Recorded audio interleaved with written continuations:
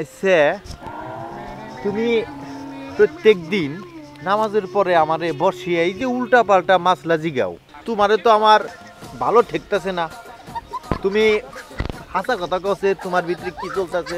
তোমার আল্লাহর দোয়াই লাগে, এই মসজিদের সামনে আল্লাহর দোয়াই লাগে, হাসা কথা কও।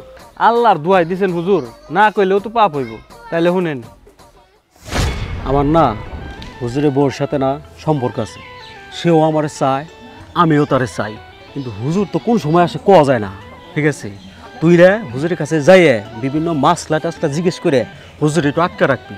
আমি না ওই সময় যাই হুজুরের বাড়িতে যাই, বুঝাস তাই?